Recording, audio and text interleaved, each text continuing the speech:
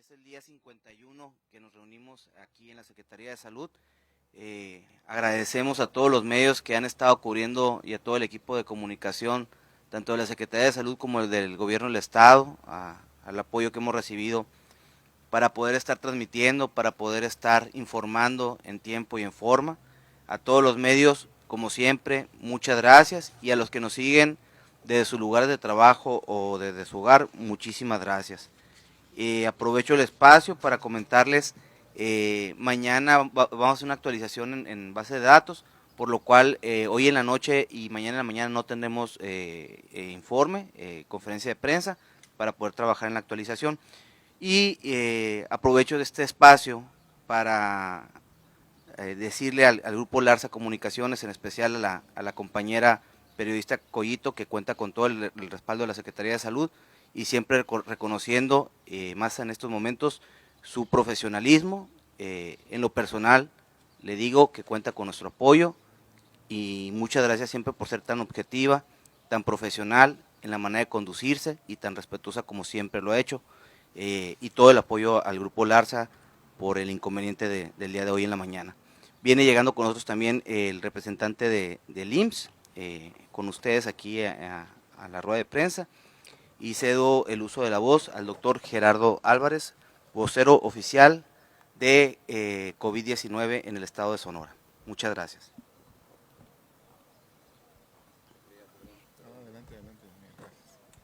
Muy buen día. La información que tengo para la sociedad del estado de Sonora es la siguiente respecto a COVID-19.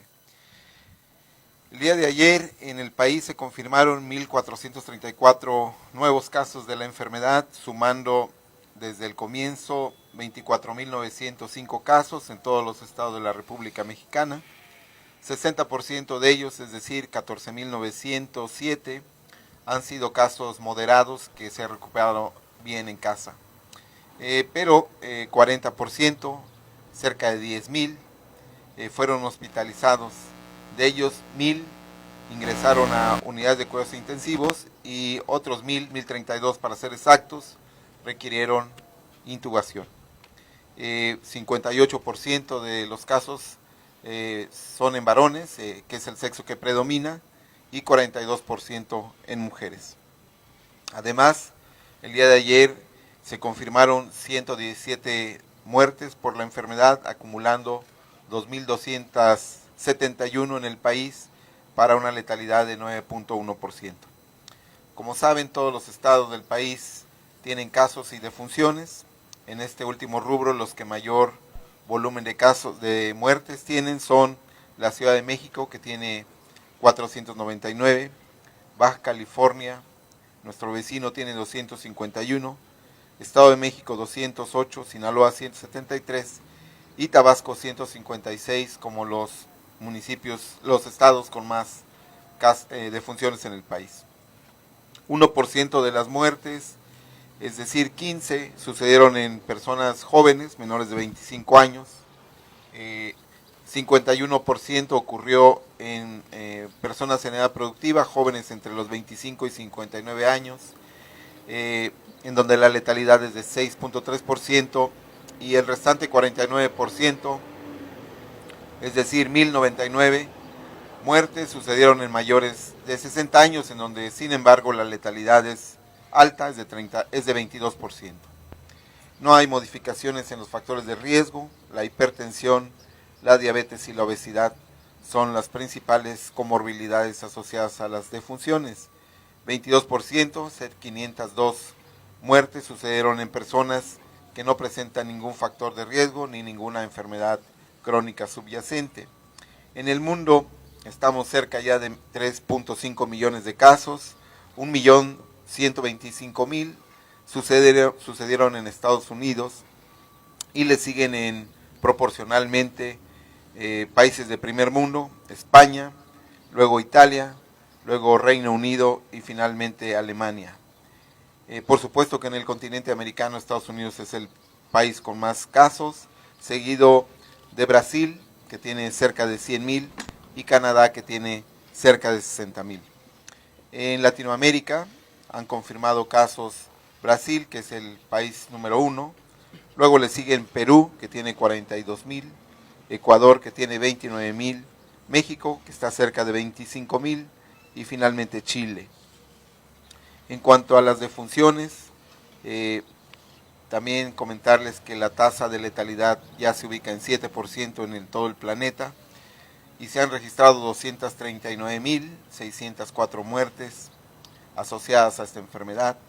Estados Unidos es el país con más muertes, tienen cerca de 61,000 y su letalidad es de 5.4%. Sin embargo, otros países de primer mundo tienen letalidades por arriba de 10%. Italia tiene 13.7 y 28,884 fallecimientos. Inglaterra 28,000, pero allí la letalidad es de 15.2, y España 25,000 y la letalidad es de 11.6.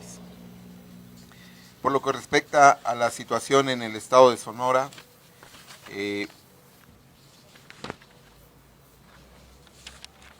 día de ayer, como les fue informado, se confirmaron 28 nuevos casos de la enfermedad, con lo que se suman 392 desde que comenzó la epidemia en el estado de Sonora.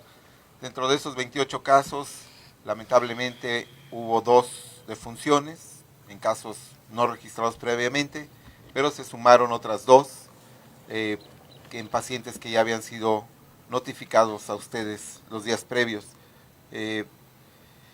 Respecto a algunos datos generales de las defunciones, la primera de ellas sucedió en un hombre de 59 años de edad que fue notificado el día 28 de abril, residía en San Luis Río Colorado, tenía derechohabiencia del IMSS y además contaba con un padecimiento que le inmunosuprimía.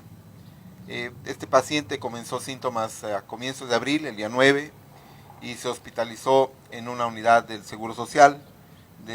Dada su gravedad, fue referido a Mexicali. Desde su ingreso estuvo en muy malas condiciones generales, requiriendo ventilación mecánica invasiva, y lamentablemente este paciente falleció el día 3 de mayo. La segunda defunción ocurrió en una mujer de 61 años de edad, quien fue confirmada el día 1 de mayo, era derechohabiente del IMSS y residía en Imuris. Tenía antecedente de obesidad. Ella inició sus síntomas respiratorios el día 23 de abril, requiriendo hospitalización el 27, 4 días después, en el hospital del Seguro Social en Nogales, en donde desde su ingreso estuvo grave y requiriendo ventilador. Lamentablemente no respondió al tratamiento médico establecido y falleció ayer. La tercera muerte ocurrió en una mujer de 62 años de edad que residía también en San Luis Río Colorado. También era derechohabiente del IMSS. En esta mujer no se identificaron enfermedades crónicas previas. Inició síntomas el día 14 de abril y 10 días después requirió ser hospitalizada en su localidad. Desde su ingreso al hospital estuvo en muy malas condiciones generales, grave, y requiriendo apoyo ventilatorio. El día 27 de abril se le tomó muestra nasofaríngea, ese mismo día falleció, y el día de ayer el laboratorio central del Instituto Mexicano del Seguro Social, el Centro Médico La Raza, confirmó COVID. La cuarta y última defunción del día de ayer sucedió en un hombre de 91 años de edad que residía en Nogales. Él tenía una enfermedad pulmonar obstructiva crónica y además tenía hipertensión arterial. Él comenzó súbitamente síntomas respiratorios el día 1 de mayo, que ameritó hospitalización en el Hospital General de Nogales al día siguiente. Siempre desde su ingreso estuvo en muy malas condiciones generales, intubado, y ese mismo día falleció. El día de ayer el Laboratorio Estatal de Salud Pública nos confirmó la infección por el nuevo coronavirus 2019. Con estas 4 defunciones han sucedido 41 en Sonora, la letalidad de 10.4%, que es superior a la media del país, que es de 9.2%. No obstante esto, Sonora se encuentra ubicada en la 16ª posición a nivel nacional en este rubro. 58% de esas defunciones han sucedido en mujeres y 42% en hombres. En el IMSS han ocurrido 18 defunciones en derechohabientes de esa institución, 14 de la Secretaría de Salud, 8 del ISSSTESON y 1 del ISSSTE. Las defunciones en los municipios son como sigue: San Luis Río Colorado tiene 18 defunciones, Nogales avanza, tiene 4, y se mantienen con 3 Magdalena, Hermosillo, Caborca y Guatabampo. Además se mantienen con 2 Sáric y Cajeme, y Opodepe y Muris, que es el nuevo municipio que además registra casos, y Guaymas tienen una defunción cada uno. Las personas mayores de 60 años, lo hemos dicho, son las personas con más riesgo. En este grupo han sucedido 26 defunciones, la letalidad es de 37%, es muy alta, mientras en menores de 60 años han fallecido 15 personas, 15 sonorenses, y la letalidad es de 5%. Es bastante considerable la diferencia entre una persona que tiene más de 60 años y padecimientos crónicos y una persona menor de 60 años. En 88% de las defunciones hay el antecedente de alguna enfermedad crónica, como las que ya hemos mencionado.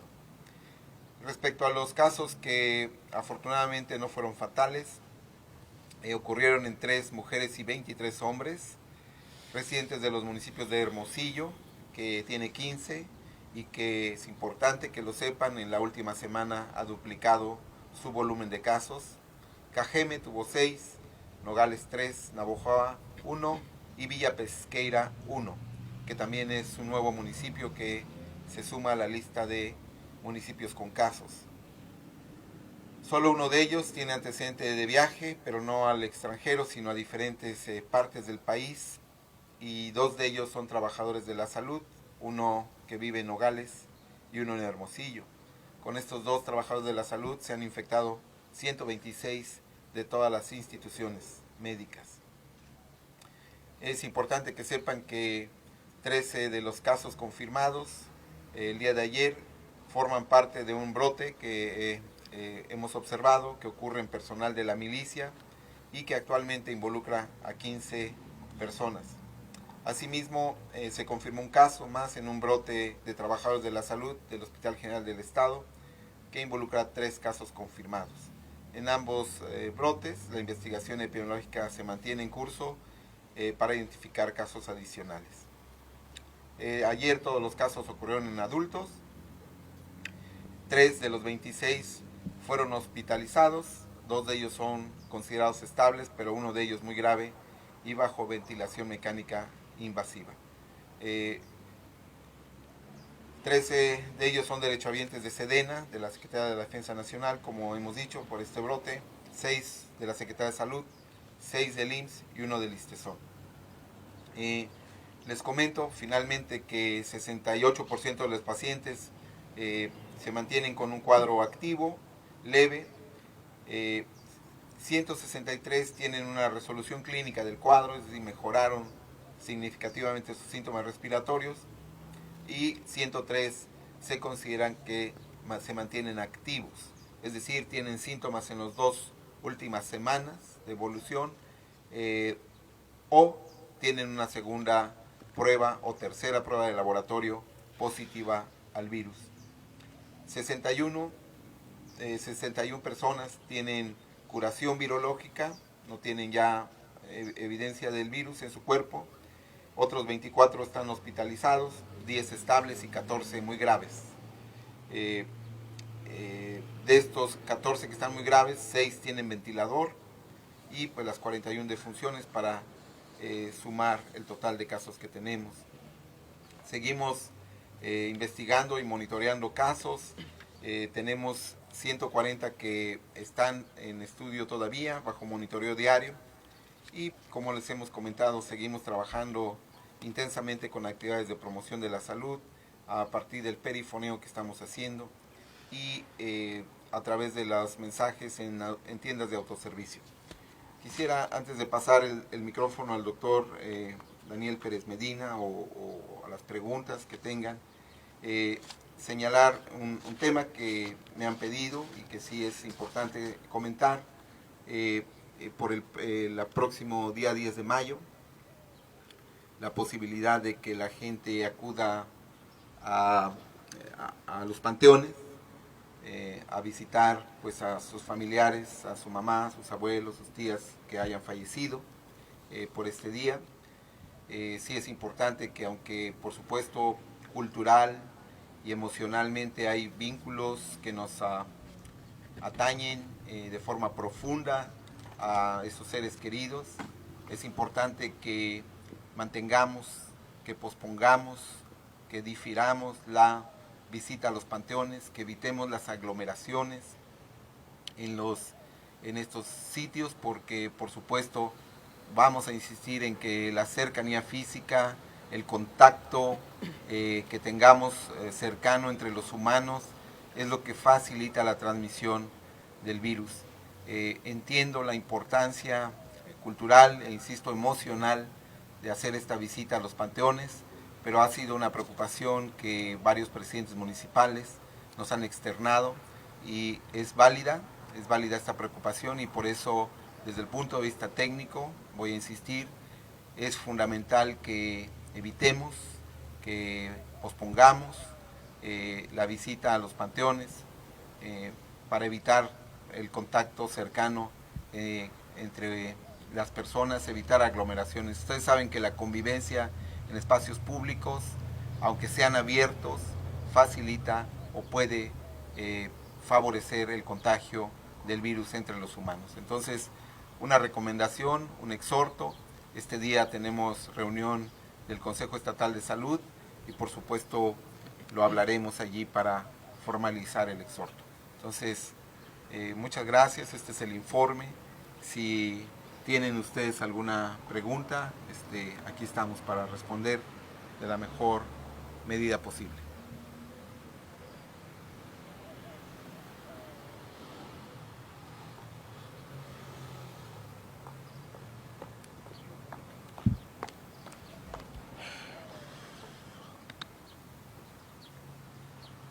Buenos días, doctor.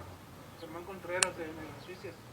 Derivado de los recientes casos de éxito de pacientes que han logrado vencer este padecimiento, ¿nos podría recordar un poquito los protocolos que deben de seguir estos pacientes al llegar ya a sus hogares? ¿Qué deben de hacer, qué no deben de hacer para seguir sus cuidados? Sí, por supuesto. Un asunto fundamental que debemos estar bien claros todos es que la mejoría clínica, como dije hace un momento, es decir, el que se nos quiten los síntomas respiratorios, que la fiebre desaparezca sin necesidad de medicamento, es una señal positiva de que la enfermedad está resolviéndose favorablemente. Sin embargo, es fundamental que se mantenga el aislamiento en los domicilios, en la habitación de los enfermos, que no haya el contacto cercano con los familiares por una sencilla razón, porque se sabe que el virus mantiene la capacidad de ser diseminado a través de nuestras secreciones respiratorias por tiempos que varían dependiendo del tipo de paciente que haya sido. Por ejemplo, se sabe que los enfermos que estuvieron hospitalizados o que tienen una enfermedad crónica subyacente tienen en promedio más días de duración expulsando el virus. Es diferente al paciente que no fue hospitalizado, que anduvo ambulatorio o que no requirió manejo en hospital o que no tiene enfermedades crónicas. En general, para no confundir, dura más un paciente en recuperarse, en eliminar totalmente el virus de su organismo, si fue hospitalizado o tiene una enfermedad crónica. Como les he comentado, hay pacientes que tienen hasta 35 días que les hemos hecho muestras y siguen positivos. Entonces, una medida fundamental, a pesar de que hayan mejorado, y mejorado significa 3 cosas. Número 1, que haya dejado de tener fiebre por 72 horas continuas, sin necesidad de haber tomado medicamento. ¿Sí? 2, que haya mejorado los síntomas respiratorios, especialmente la tos. Y 3, que desde el último día que tuvo un síntoma haya pasado una semana libre totalmente de cualquier molestia respiratoria. En ese caso, es posible considerar que el paciente se curó.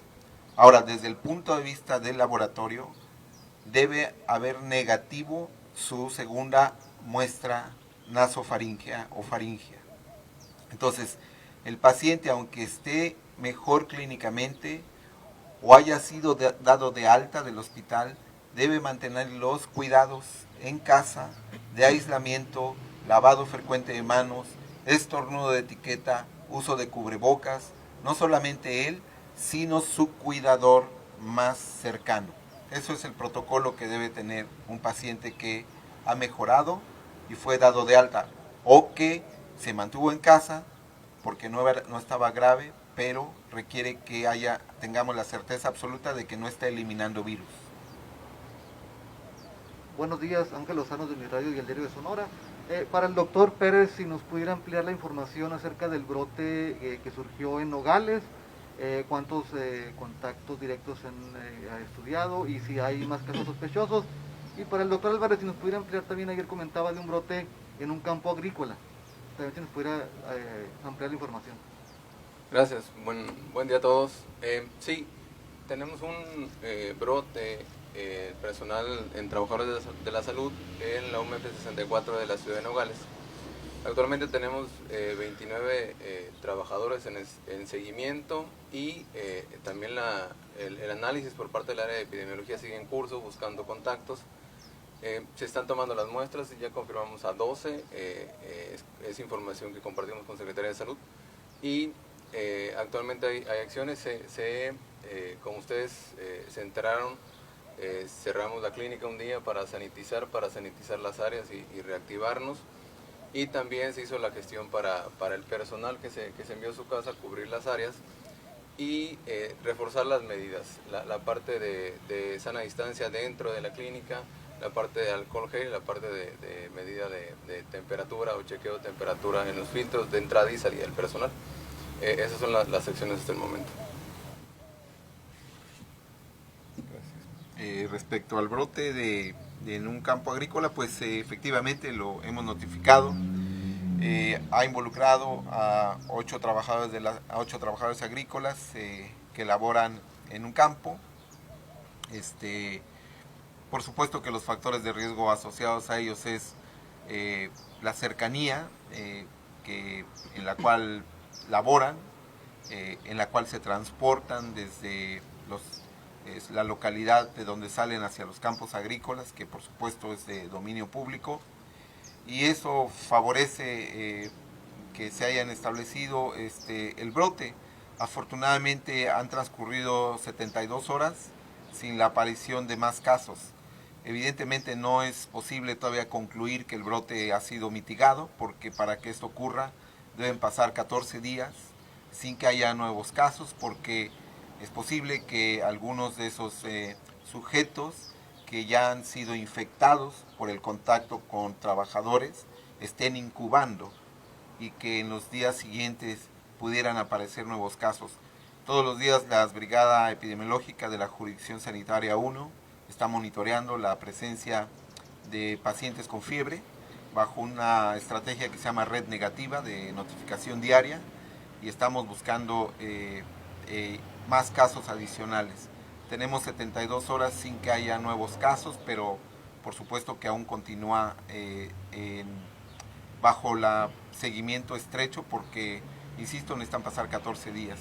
Esto, por supuesto, es algo que está contemplado en los riesgos entre trabajadores agrícolas, no solamente por el contacto cercano, sino también por las áreas de donde proceden, que tengan brotes activos de COVID-19 en sus estados de origen.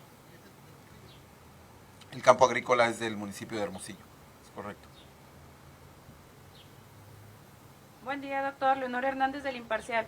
Con la certificación que brindó el INDRA al CIAD, mi pregunta sería: ¿en cuánto aumenta su capacidad para la toma de muestras? ¿Cuántas muestras más podrían hacerse? Y ellos comentaron que esta semana ya podrían empezar a trabajar, más o menos qué día tienen esperado. Y ahorita comentó que ha duplicado Hermosillo el número de casos. Y quería preguntarle qué es lo que ustedes han visto, cuál sería el análisis y la causa de por qué ha duplicado tanto este número. Sí, el CIAD está listo ya para iniciar.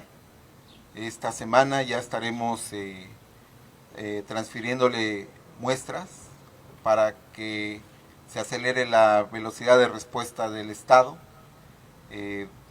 Justamente el día de hoy tenemos una reunión virtual con los epidemiólogos del Estado para que elijamos de forma cuidadosa qué jurisdicción sanitaria va a derivar sus muestras hacia el CIAD para no rebasar la capacidad.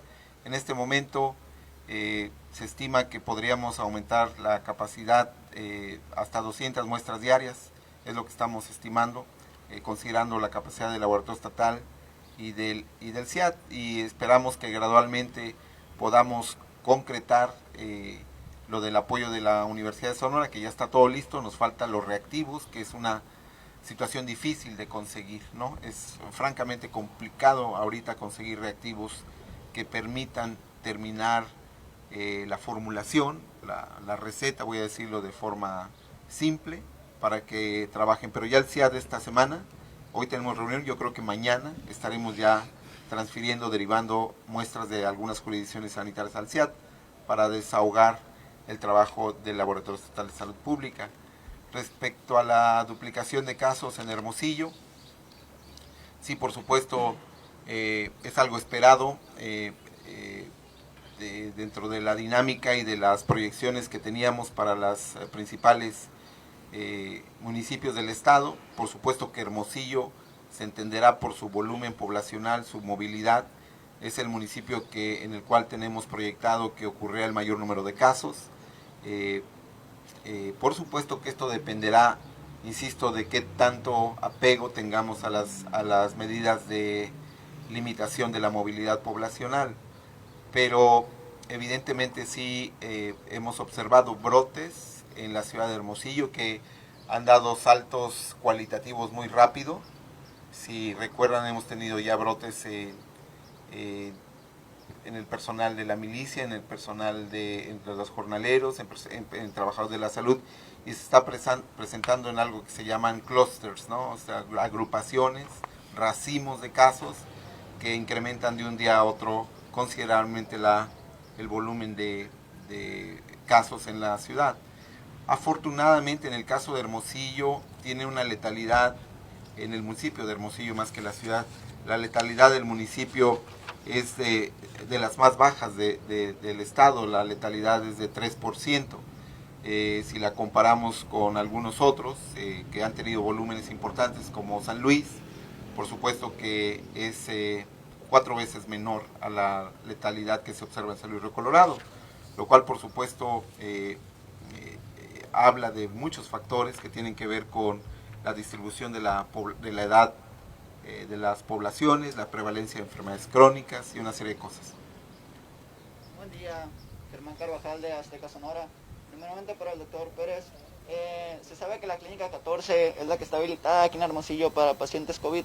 Sin embargo, hay algunos que tienen algunos otros tratamientos, por ejemplo quimioterapia. Se dieron una visita que tuve a la clínica del sur de la ciudad, escuché al personal comentando algo así. Entonces, ¿cómo va a ser el protocolo? Si se van a trasladar estos pacientes a alguna otra unidad para realizarse esas terapias, si se va a tomar medidas para esto, o si lo pueden realizar en la misma clínica 14 donde pues están atendidos los de COVID.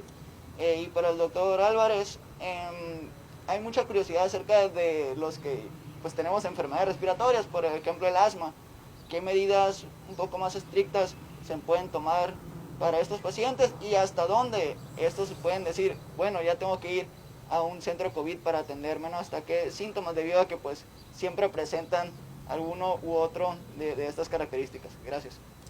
Sí, bien. Sí, la clínica, el hospital de zona número 14 de la ciudad de Hermosillo, como bien dices, es el que ha sido habilitado para atender a nuestros pacientes con un diagnóstico sospechoso confirmado de COVID-19. Todos aquellos pacientes que se atendían ahí y requieren una atención diferente al coronavirus, hemodiálisis, quimioterapia, incluso atención obstétrica, o pediátrica, han sido derivados a otras clínicas, mayormente a la unidad, a la UMF con UMA, se llama Unidad Médica de Atención Ambulatoria número 68, que está en la zona de Nuevo Hermosillo, donde se están derivando la mayoría de los casos, tanto de hemodiálisis como de algún tratamiento bajo quimioterapia, y los pacientes pediátricos y de atención obstétrica a la unidad de ginecopediatría, que está en la zona de la calle Juárez, pues, por ejemplo, ¿no? Y en este sentido se derivarán el resto de situaciones. Los pacientes que tengan algún diagnóstico de estos mencionados y una sospecha de coronavirus, por ejemplo, sí serán atendidos en el Hospital 14. Gracias. Bueno, los pacientes que padezcan enfermedades pulmonares crónicas, tanto las obstructivas, que están asociadas a tabaquismo, como el enfisema, o que están asociadas a enfermedades reactivas, como el asma, por supuesto que son un grupo de riesgo, como lo son para influenza. Entonces, la recomendación es muy sencilla. Si tienen este antecedente, no deben esperar. Inmediatamente ante la presencia de síntomas respiratorios o fiebre, deben acudir de inmediato a que sean valorados por un médico. En general, la enfermedad da un lapso de tiempo, voy a decirlo así. Desde que comienza la enfermedad hasta que requiere hospitalización, transcurre una semana. Es decir, no es un padecimiento súbito que hoy nos infecte y mañana estamos con necesidad de intubación. Es importante este mensaje, porque quiere decir que si nos empezamos a sentir mal, como un resfriado,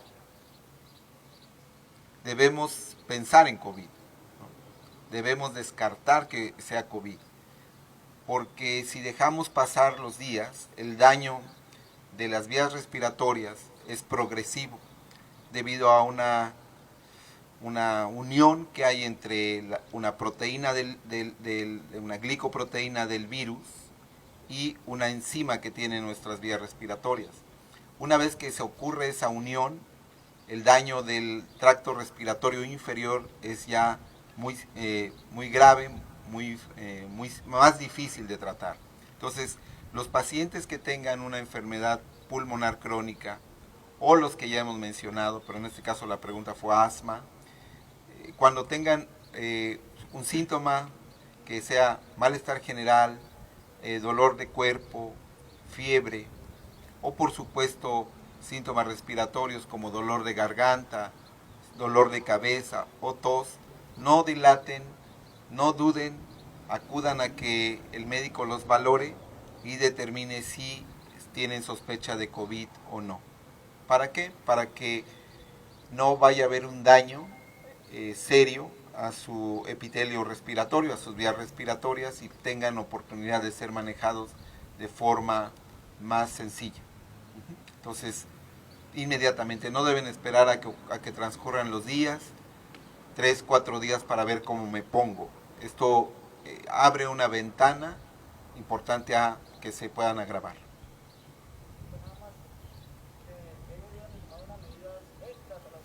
No, las medidas son las habituales que hemos recomendado, o sea, el lavado de manos, el estornudo de etiquetas, y por supuesto, estos pacientes, si van a salir a la calle, dado que tienen síntomas respiratorios, sí deben usar cubreboca. Insisto, el uso de cubrebocas es muy específico para ciertos sujetos en ambientes comunitarios, y esto sería una indicación, una conveniencia para pacientes que tengan enfermedades crónicas respiratorias. Pero en general son las mismas que hemos dicho para todos: el distanciamiento, la sana distancia, el lavado de manos, el uso de gel, alcohol, eso es importante. Buenos días. Lorena Martínez de Expreso. Para el doctor Álvarez, ¿se tiene previsto tomar más medidas en Hermosillo, más medidas restrictivas, tomando en cuenta pues que las que han tomado pues no, al parecer no han funcionado, porque la movilidad en Hermosillo es muy alta? Y para el doctor del Seguro Social, ¿cómo va la investigación de lo de Guaymas, del muchacho de Guaymas que murió? Bueno, yo quisiera ver el vaso medio lleno, si me lo permiten expresarme de esa forma.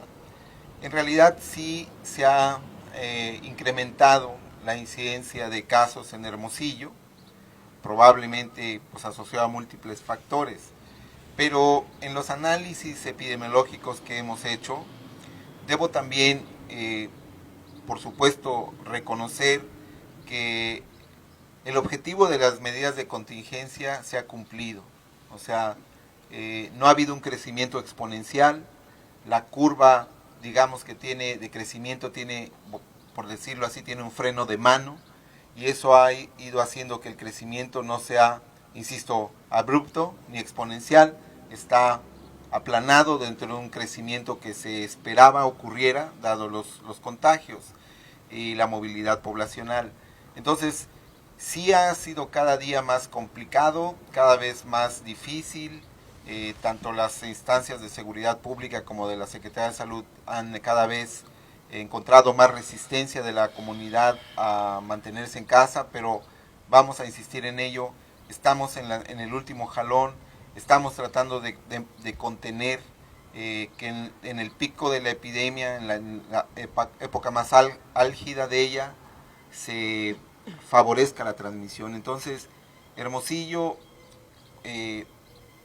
ha hecho un buen trabajo, pero insisto, no es momento de relajarnos, porque ya ustedes lo han observado, es la época en que más ha crecido la incidencia de casos en Hermosillo, de tal suerte que si nos relajamos, yo sé que van a decir que cómo damos lata con eso, pero si nos relajamos en esta época de alta transmisión, justamente lo que vamos a ocurrir es, lo que va a suceder es que se desborde y que lo que se ha dicho insistentemente, no haya capacidad para atender a los casos graves.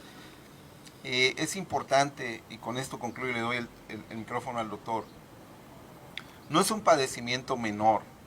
Digo, 41 defunciones a partir del 4 de abril, que fue cuando tuvimos la primera defunción. Esto es una velocidad considerablemente superior en la mortalidad a la influenza, por ejemplo. La influenza también tiene una letalidad aproximada del 10%, pero esa letalidad se distribuye a partir del mes de octubre y hasta el mes de marzo. Fíjense bien, o sea, son prácticamente 6 meses para que la letalidad alcance ese 10%, más o menos. En promedio, en los últimos 5 años en Sonora por influenza fallecen a unas 22 personas cada año, cada temporada invernal. Pero estamos hablando de que del 4 de abril al 4 de mayo, es decir, 31 días, hemos alcanzado 41 defunciones por este padecimiento.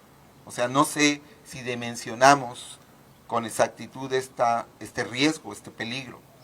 Para aquellas personas que no creen, que piensan que es un invento, pues la estadística está allí, ¿no? Y es francamente dura, y es lo que nos tiene preocupados, porque comparamos con otros padecimientos y no tiene nada que ver con otros padecimientos respiratorios que conocíamos, ¿sí? Insisto, en un mes nuestra letalidad es de 10%, es 41 defunciones. Entonces, hagan la proyección de si tenemos 1000 casos o si tenemos 1500 casos. Ese es un poco lo que, o no un poco, es lo que nos preocupa. Gracias, doctor. Sí, aunado un poco al comentario del doctor Álvarez, lo comentábamos la semana pasada, también hay que estar muy conscientes de que a pesar de las medidas, como comenta la reportera, la enfermedad como tal sigue avanzando y seguimos viendo este tipo de brotes comunitarios o en clústeres, como dice el doctor Álvarez, que se comentó desde el inicio se iban a dar, ¿no? O sea, a pesar de las restricciones, para algunos sectores muy rígidas, para otros, como tal vez el sector salud quisiéramos una u otra, entendemos el contexto que refleja, pero también hay que estar muy conscientes que la entrada o la progresión de la pandemia entre los estados continúa y va avanzando lentamente, pero sigue avanzando, y es por ello que no podemos detenernos ahorita con las medidas. Directamente con la pregunta, el caso de Guaymas sigue en seguimiento, seguimos con las mismas 38 personas. Las hemos buscado, decíamos en la intervención anterior que actualmente solo 13 nos estaban contestando, 13 nos siguen contestando, hemos estado buscando a las demás. No hemos tenido otro caso positivo, sin embargo, esperamos en una semana más, de los 14 días que comentaba el doctor Álvarez, poder tener un cierre o una conclusión del caso. Actualmente está en seguimiento, seguimos buscando todos los contactos, los que nos contestan y los que no.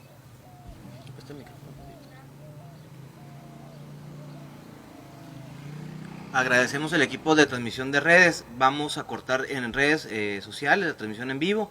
Nos queda una pregunta más, pero por cuestión de tiempo de los 45 minutos cortamos en redes y continuamos con la pregunta del compañero en estos momentos, ¿no? Agradecemos al equipo.